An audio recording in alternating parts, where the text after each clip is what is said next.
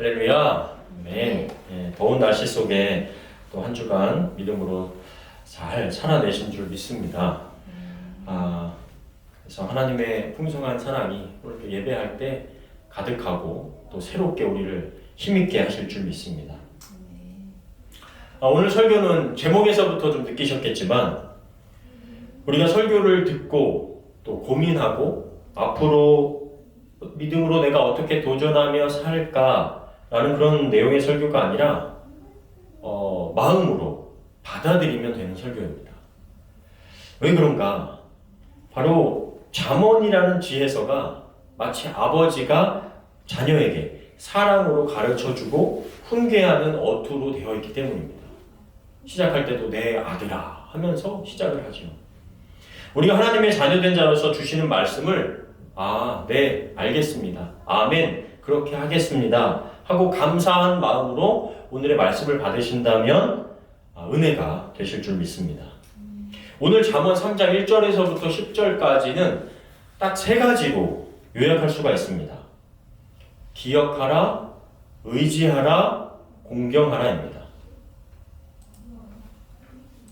이 요청대로 따라 살면 2절에 있는 말씀처럼 그리하면 그것이 내가 장수하여 많은 해를 누리게 하며 평강을 더하게 하리라는 복된 삶을 살게 된다는 것이죠.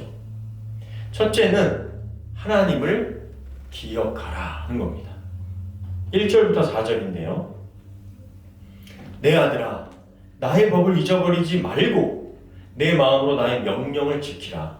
그리하면 그것이 내가 장수하여 많은 해를 누리게 하며 평강을 더하게 하리라. 인자와 진리가 내게서 떠나지 말게 하고 그것을 내 목에 매며 내 마음판에 새기라.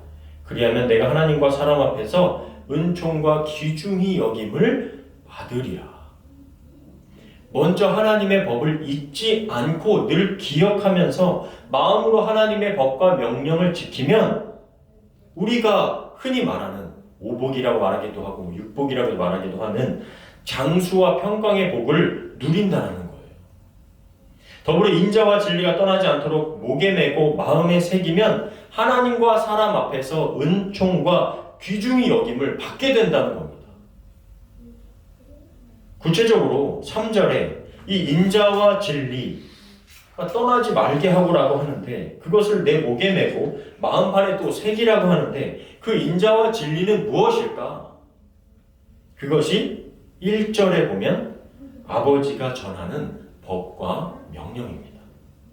왜냐하면 인자와 진리가 아버지의 법과 명령 속에 담겨 있고 하나님의 아버지의 속성 자체가 인자와 진리이기 때문입니다. 그래서 유대인들은요, 하나님의 말씀을 이 문자 그대로 지키기 위해 지금까지 기도할 때 손목과 머리에 말씀을 달고 합니다. 진짜 문자 그대로 하는 거예요. 사진에 보시는 것처럼 머리에 단 상자 안에 뭐가 들어있느냐? 사진에 보시면 그 조그마한 상자 안에 확대한 것이 바로 이 말씀 종이입니다. 어떤 말씀이 담겨 있는가 하면요. 출애굽기 13장 1절과 10절, 13장부터 11절, 16절, 그리고 신명기 6장 4절에서 9절, 11절, 13절부터 21절까지의 말씀이 담겨져 있어요. 어떤 말씀인지 우리가 두 가지만 좀 함께 같이 읽도록 하겠습니다. 출애굽기 13장 1절에서 5절인데요. 여러분이 한번 읽어볼까요? 시작! 여호와께서 모세에게 일러 이르시되 이스라엘 자손 중에서 사람이나 짐승을 막론하고 태에서 처음 난 모든 것은 다 너로 구별하여 내게 돌리라. 이는 내 것이니라 하시니라. 모세가 백성에게 이르되 너희는 애굽 곧 종되었던 집에서 나온 그날을 기념하여 유교령을 먹지 말라. 여호와께서 그의 권능으로 너희를 그곳에서 인도해 내셨음이니라. 아비벌 날에 너희가 나왔으니 여호와께서 너를 인도하여 가나안 사람과 헷 사람과 아모리 사람과 히위 사람과 여부스 사람의 땅 곧 내게 주시려고 내 조상들에게 맹세하신 바 젖과 꿀이 흐르는 땅에 이르게 하시거든 너는 이 달에 이 예식을 지켜. 네, 이것이 출애굽기 13장 1절에서 5절에 있는 말씀입니다. 그 이후로도 쭉 나와 있는데 이게 뭐냐면 이스라엘 백성을 애굽에서 인도하신 출애굽한 사건을 기억하는 것이죠. 그 다음에 신명기 6장 4절 이게 쉐마 이스라엘, 들으라 이스라엘이라는 그 하나님 말씀입니다. 신명기 6장 4절부터 9절 한번 읽겠습니다. 시작. 이스라엘아 들으라 우리 하나님 여호와는 오직 유일한 여호와시니 너는 마음을 다하고 뜻을 다하고 힘을 다하여 내 하나님 여호와를 사랑하라. 오늘 내가 내게 명하는 이 말씀을 너는 마음에 새기고 네 자녀에게 부지런히 가르치며 집에 앉았을 때든지 길을 갈 때든지 누워 있을 때든지 일어날 때든지 이 말씀을 강론할 것이며 너는 또 그것을 내 손목에 메어 기호를 삼으며 내 미간에 붙여 표로 삼고 또 내 집 문설주와 막간문에 기록할지니라. 아멘. 이 하나님의 말씀을 제가 도울 수 있는 다른 부분이 있을까요? 네, 이 하나님의 말씀을 기억하기 위해서 또 실천하기 위해서 이렇게까지 하고 있는 겁니다. 손목에 메고 또 이마에 미간에 붙여서 그 말씀을 기억하고 하나님께서 우리 민족을 어떻게 이끌어내셨는지 또 지금까지 함께 하고 계신지를 기도하면서 새기는 거죠. 교회를 오래 다니신 분들은 이런 기도를 많이 들어보셨을 거예요. 또 많이 하셨을 수도 있습니다.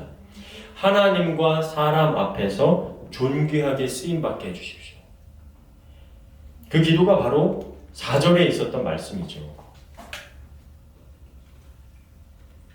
결국 하나님과 사람 앞에 존귀하게 여김을 받는 것은 하나님의 법과 명령, 인자와 진리를 기억하며 우리 삶에 적용하면서 살아갈 때 하나님과의 관계, 이웃과의 관계가 형통하게 된다는 그 복을 하나님은 말씀하고 계신 겁니다. 여러분 제가 목사여서가 아니라 지금까지 하나님을 알아가고 또 공부를 하면서 정말 느끼고 깨닫게 되는 것은 정말 하나님께서 이 창조를 하셨구나. 이게 뭔가 자연적으로 뭔가 생기는 것이 아니라 누군가의 설계와 계획에 의하여 창조가 된 것이구나라는 것을 많이 느끼게 됩니다. 과학적인 것들뿐만 아니라 인간의 심리적인 것을 책을 통해서 읽어봐도 이게 굉장히 의미가 있다. 창조가 더 확실하다라는 것을 더 많이 느끼게 되는데요. 최근에 철학자들의 이야기를 모은 왜 살아야 하는가라는 책을 좀 읽고 있습니다. 그 가운데 키에르케고르라는 철학자의 내용을 읽던 중에 우리가 왜 하나님을 기억하는 것이 중요할까에 대한 좀 인사이트를 얻게 되었습니다. 그가 썼던 책 중에 가장 많이 사람들이 기억하고 있는 내용이 죽음에 이르는 병이라는 책입니다. 여러분, 인간을 죽음에까지 이르게 하는 병이 뭘까요? 아마 들어서 아시는 분도 계실 텐데 인간을 죽음에까지 이르게 하는 병, 마음의 병, 그게 뭘까요? 이 키에르케고르는 절망이라고 말합니다. 저도 과거에 그래 맞아 이 말을 듣고 사람이 절망하면 그래 의지가 꺾이고 살고 싶지 않지. 그래서 절망하지 말고 우리가 좀 긍정적으로 생각할 필요가 있어. 이렇게 단순하게 받아들였습니다. 그런데 철학자들이 이렇게 단순하게 얘기하지 않았겠죠? 요점만 간단하게 좀 설명을 드리겠습니다. 인간은 이 세상에 살면서 진짜 자기 자신을 발견하는 것이 쉽지가 않다는 거예요. 진짜 내가 누구인지를 알지 못한 채 살아가는 수많은 사람들이 있다는 겁니다. 왜냐하면 늘 인간은 어떤 역할이 주어지기 때문이고 어떤 환경에 늘 휩싸이기 때문이죠. 열악한 환경이 있을 수 있고 부유한 환경이 있을 수 있고 또 이 어떤 역할들이 또 주어지지 않습니까? 학생이기도 하고 부모이기도 하고 직장의 사장이기도 하고 신입사원이기도 하고 누군가에게는 착한 친구이기도 하고 누군가에게는 손가락질 받는 나쁜 사람이기도 하다는 겁니다. 이렇게 여러 환경과 역할에 따라 인간이 살기 때문에 나 자신을 스스로 들여다보는 것이 쉽지 않다는 거죠. 그래서 많은 사람들이 자신을 진짜 발견하고 찾는 대신에 키에르케고르는 심미적으로 산다라고 표현을 합니다. 이 심미적으로 산다라는 것이 뭐냐면 감각에 몰두해서 자기의 주관적인 경험을 풍요롭게 하는 가운데 기쁨을 추구하고 고통을 회피하고자 한다는 겁니다. 어떤 결과를 초래하든 자신의 욕망과 열정을 따르는 것, 육체적인 만족과 정신적인 만족을 추구하는 것, 삶 속에서 제공되는 온갖 희열을 느끼며 사는 것, 그것이 바로 심미적으로 산다라고 표현하는 것. 정말 맞는 것 같지 않으세요? 정말 그것을 딱 맞닥뜨려서 내가 누군가를 찾고 거기서 답을 얻으려고 하기보다는 여러 가지 어떤 물건들, 또 기쁨, 희열, 또 쾌락 이런 것들을 그냥 빨리빨리 얻어서 나 자신을 빨리 찾기보다는 회피해버리려고 한다는 것이죠. 최근에 SNS나 유튜브 같은 것들을 통해 보면서 사람들이 더 그와 같은 것을 추구한다는 것을 더 많이 확 느끼는 것 같아요. 먹방, 쇼핑, 여행, 취미, 어떤 물건 소유하고 자랑하는 것. 이것이 대부분 유튜브나 이런 것들을 통해서 보여지는 것들이죠. 우리 또 그런 것들을 통해서 대리 만족을 느끼기도 하고 카타르시스를 경험하기도 하는 것이죠. 이처럼 여러 가지 환경에 둘러싸여 내가 누구인가를 깊이 있게 찾지 못하고 알지 못하며 자신의 주변의 것을 쫓고 원초적인 것들에 취하며 사는 것이 인간이라는 거예요. 그것이 그리고 심미적인 삶을 산다는 것의 의미입니다. 그런데 문제는 이런 심미적인 삶이 지속될 수 없다는 거죠. 계속될 수가 없습니다. 예를 들어 먹방을 하는 사람이 계속 할 수 있을까요? 여행을 계속 다닐 수 있겠습니까? 인기 유튜버가 그런 인기를 계속 누릴 수 있을까요? 언젠간 한계가 오고 고통이 찾아오며 그 사람의 개인적인 문제들이 인생곡에 올 때 계속 진행할 수 없는 것을 보게 되죠. 고난이 오죠. 나이도 들고요. 내면적으로 어려움에 부딪힐 수밖에 없습니다. 어떻게 우리 인간이 그런 심미적인 삶을 계속해서 살아갈 수 있겠습니까? 그런데 그러다가 이제 그런 삶이 반복이 되죠. 이렇게 쭉 상승 곡선이 있으면 또 하각 곡선이 있는데 그런 상승과 하각에 반복되는 그런 삶을 살다 보면 뭐를 느끼게 되냐? 권태를 느낀다고 표현합니다. 권태감이 옵니다. 다른 말로 공허함을 느낍니다. 그리고 그 권태와 공허함 속에 절망에 빠지게 되는 것이라고 이 키에르케고르는 말합니다. 심미적으로 살아가는 모든 사람은 인식을 하든 못하든 절망에 빠져 있다. 이것이 이 키에르케고르가 죽음에 이르는 병, 절망에 대한 설명을 하고 있는 것입니다. 더 무서운 것은요, 우리는 계속해서 분주하게 살아감으로써 절망과 공허함을 무시하려고 애쓴다 라고 말합니다. 이와 같은 인간은 아무리 자신이 애를 써도 벗어날 수 없다고 표현해요. 그래서 다른 어떤 비관론적인 철학자들은 결국 자신의 끝을 뭐로 마감하느냐? 자살로 마감하기도 합니다. 쇼펜하우어나 이런 사람들은 이런 권태와 절망 속에 결국에 그 끝은 뭐냐? 죽음만이 이런 것에서 해방되는 것이다 라는 표현을 통해서 죽음으로 나아가죠. 그러면서 죽음을 아무것도 아닌 것처럼 표현하기도 합니다. 그것이 철학자들 중에서 이 비관론적인 철학자들이 주장하는 내용이에요. 그런데 키에르케고르는 이런 것을 인간이 아무것도 벗어날 수 없는데 무엇으로 벗어나느냐? 결국 종교적인 영역, 영적인 영역으로 나아가야 한다고 말합니다. 그의 말을 오늘 말씀에 빗대어 표현하면 하나님을 잊지 않고 기억하는 것이 그래서 중요하다는 거예요. 여러분 자신들 한번 생각해 보세요. 스스로 한번 생각해 보십시오. 그래도 얼마나 열심히 살려고 지금 노력 중입니까? 잘하고 있고 여러분들 굉장히 괜찮게 지금 살아가고 있습니다. 그래서 캐나다까지 오기도 했고 이곳에서 살아남기 위해서 우린 참으로 노력하고 애쓰고 있습니다. 잘하고 있습니다. 어쩌면 절망과 공허함, 권태감을 느낄 시간조차 없이 지금까지 잘 해내고 있습니다. 우리의 눈에 보이는 삶이 중요하지 않다는 것이 아니지만 눈에 보이는 삶의 그런 중요성에 머물고 안정감과 성공을 추구하다가 지쳐서 무의미함과 권태에 빠지고 살아갈 수 있지만 죽음에 이르는 병인 절망 속에 죽음을 향해 가는 인생이 될 수밖에 우리가 없다면 더 하나님을 기억해야 한다는 것이죠. 그것만이 절망 가운데 유일한 소망이 되기 때문입니다.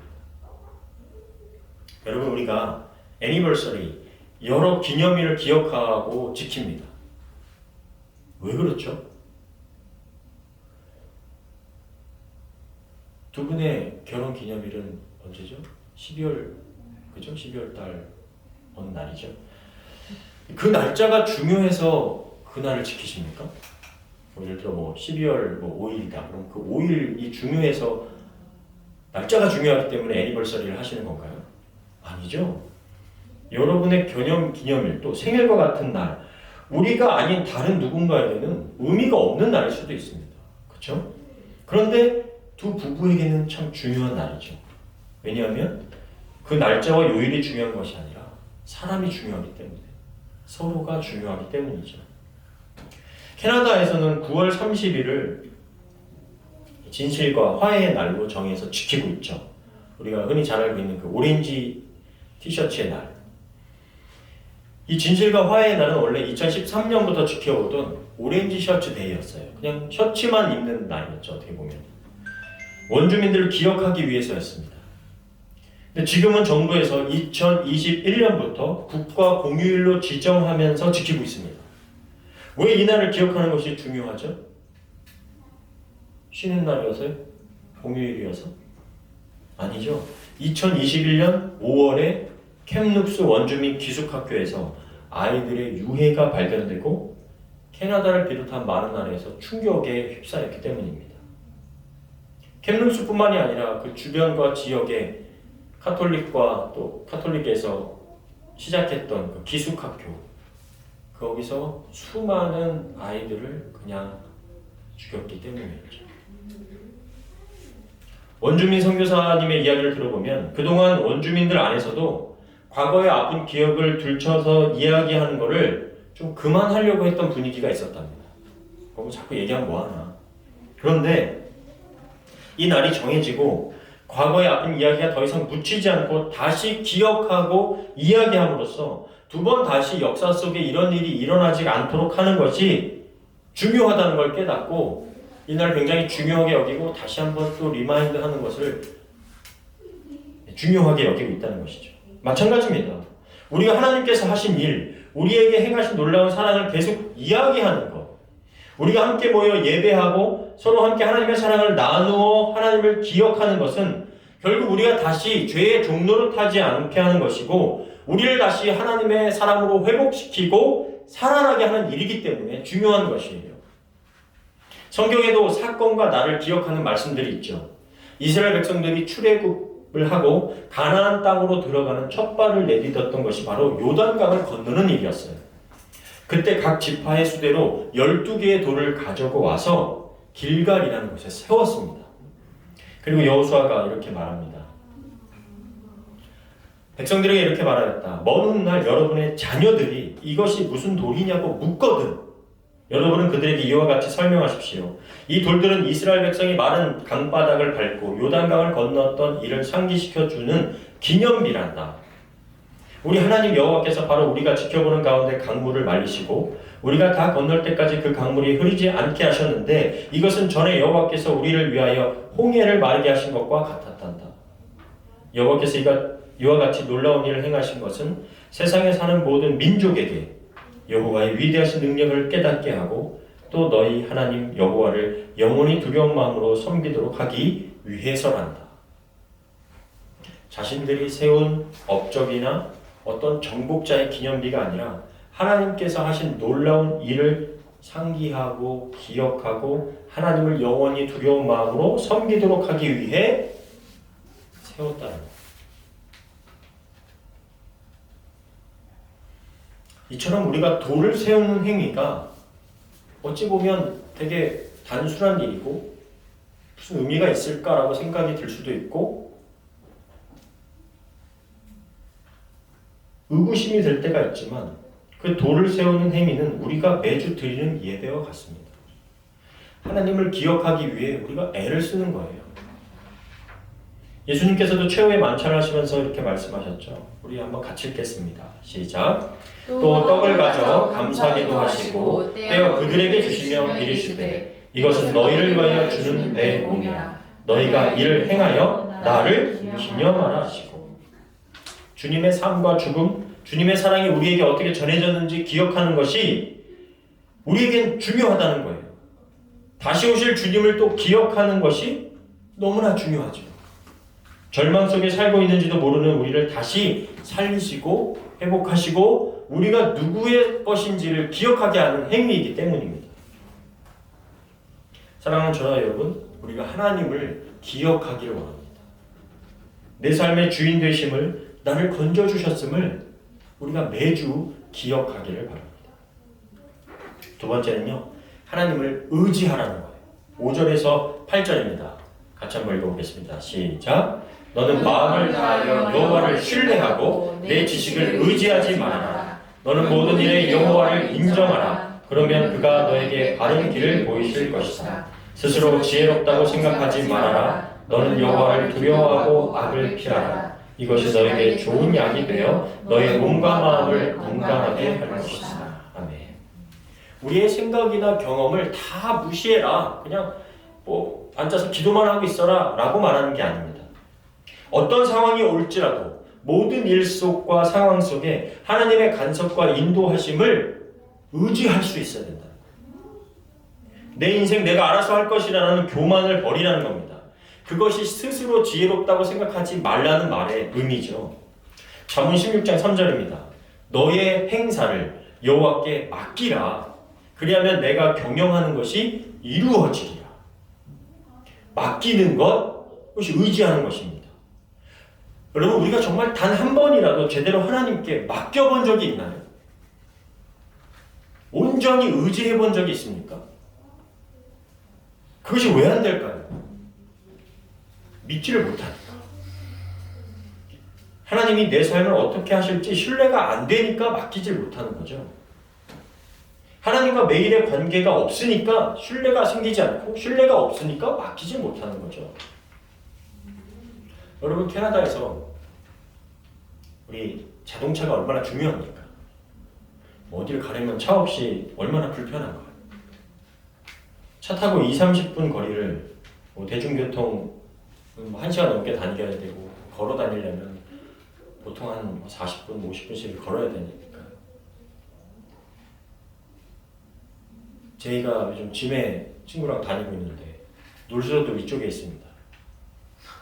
예. 근데 저희가 이제 태워달라고 해서 한두 번 태워줬어요. 근데 저도 하루 일정이 있다 보니까 제가 1시간 앉아있다 일어나야 되고 1시간 앉아있다 되고 또 유이가 또 친구 만나러 가야 되고 뭐 이거 라인 해주고 픽업, 라인 해주고 픽업. 하루를 보니까 거의 1시간 있다가 나가야 되고 1시간 있다 나가야 되고 이런 스케줄이 있었던 거예요. 저희가 다음번에 자전거를 좀 이용해보자. 그랬더니 저희가 데려다 줄 때 데려다 주고 올 때는 신경 쓰지 말라고 하면서 친구랑 이제 걸어온 거예요.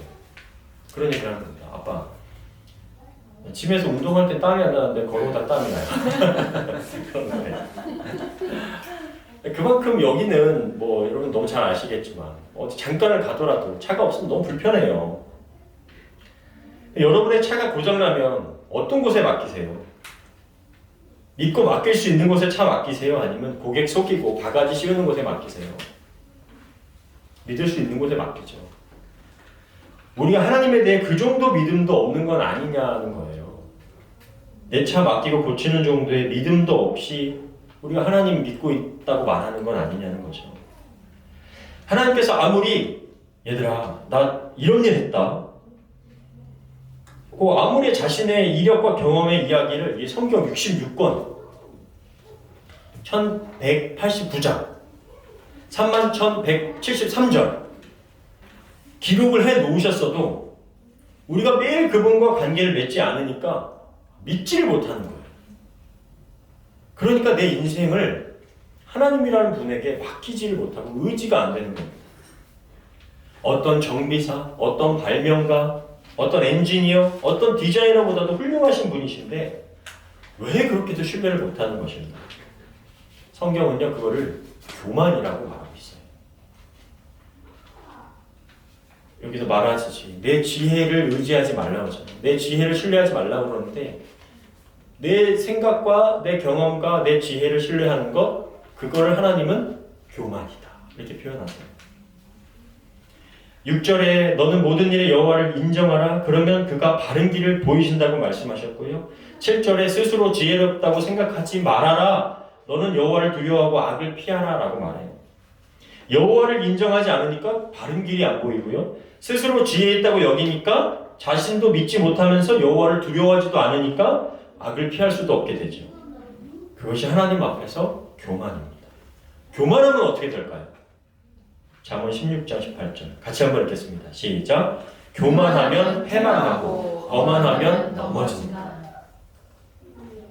하나님 앞에서 교만해봐야 정말 좋을 게 없습니다. 여러분 우리가 하나님 의지하기를 소망합니다. 원하고요. 바랍니다. 하나님을 한번 제대로 의지해 볼 수 있는 저와 여러분 되기를 바랍니다. 마지막 세 번째는요. 하나님을 공경하라는 거예요. 공경. 잠언 3장 9절부터 10절입니다. 같이 읽겠습니다. 시작. 내 재산과 내 모든 농산물의 첫 열매로 여호와를 공경하라. 그러면 내 창고가 가득 차고 포도주 통에 새 포도주가 넘칠 것이다. 우리 아까 출애굽기 말씀 읽었듯이 내 열매의 첫 소산물을 하나님께 드려라. 그건 내 거다라고 하셨잖아요. 첫 열매를 드리는 것은 하나님의 명령이었고 그 의미는 하나님이 모든 것의 주인임을 인정하고 고백하며 감사하는 표현이 바로 첫 열매를 드리는 거였어요. 그런데 여러분 하나님께서 이 땅의 열매가 필요하신 분이세요? 우리가 살고 있는 각 나라의 돈이 필요해서 뭐 그거 달라고 하시는 걸까요? 그것을 이 땅의 소산물을 드실 필요도 없고 이 땅의 경제와 물질에 얽매이시는 분도 아니세요. 그럼 왜 이 땅의 재료로 제물로 하나님을 공경하라고 명령하셨을까요? 그걸 가만히 생각해 보면 그거는 하나님을 위한 게 아니라 우리를 위한 일인 거예요. 눈에 보이지 않으시는 하나님을 눈에 보이는 우리의 수고와 대가로 헌물함으로써 몸과 마음을 하나님께 드리는 것을 배우는 것이고 내가 하나님을 기억하는 거예요. 하나님을 공경하는 것을 배우고 익히며 나의 주인께 순종하고 기억하는 행위가 바로 우리가 헌금 드리는 것, 하나님께 첫 열매를 드리는 거예요. 만약 이 9절과 10절의 말씀을 우리 인간의 계산 방식대로 생각해 보면 누가 손해나는 거죠, 이거? 누가 손해나는 걸까요? 하나님께서 손해나는 거죠. 이런 식의 장사는 망하는 겁니다. 생각해 보세요. 하나님께는 필요가 없는 물질, 열매, 돈 이런 거를 우리는 드림으로써 공경이라고 하는데 하나님께서는 우리에게 10절의 말씀처럼 우리의 창고가 가득하게 하시고 새 포도주를 넘치게 주신다는 거예요. 다시 말하면 풍작이 나는 거고 사업하면 대박이 나는 거예요. 하나님은 필요 없는 걸 받으시는데 우리한테는 완전히 채워주시고 대박나게 하신다는 거예요. 이런 말도 안 되는 계산 방식이 어디 있습니까? 하나님의 계산과 우리의 계산이 늘 다릅니다. 부모와 자식 간의 계산 방식이 다르듯 도저히 같을 수 없는 계산을 쓰고 계시는 겁니다. 제가 말씀드렸듯이 인간의 계산 방식으로 하나님께서 우리를 대하셨다면 여기에 살아남을 사람 한 사람도 없습니다. 특별히 여러분 하나님을 공경하라는 말씀을 헌금 많이 하려 하는 이야기로 듣지 않으시길 바랍니다. 저희 교회 성도님들은 정말 최선을 다해서 하고 있음을 이 자리를 빌어서 다시 한번 감사드리고 말씀을 드리고 싶습니다. 여러분 하나님을 공경하십시오. 그것이 하나님을 기억하는 우리의 실제적인 방법이고 하나님을 의지하고 있다는 표현이기 때문입니다. 오늘 말씀을 좀 정리하고자 합니다. 오늘 세 가지 주제가 서로 다른 듯하지만 결국 한 주제로 모이고 있는 것을 좀 느낍니다. 하나님을 기억하라. 하나님을 의지하라. 하나님을 공경하라. 이걸 한 문장으로 압축하면 어떻게 될까요? 아까 신명기 말씀에 기록되어 있던 것처럼 하나님을 사랑하라는 거예요. 사랑하는데 어찌 잊을 수 있으며, 사랑하는데 어찌 신뢰가 없으며, 사랑하는데 어찌 공경하지 않을 수 있겠습니까? 하나님을 모든 순간 기억하고 인정하고 공경하며 사랑함으로써 인생의 진정하고 값지고 풍성한 복을 하나님으로부터 누리시는 저와 여러분 다 되시기를 간절히 소망합니다. 아멘.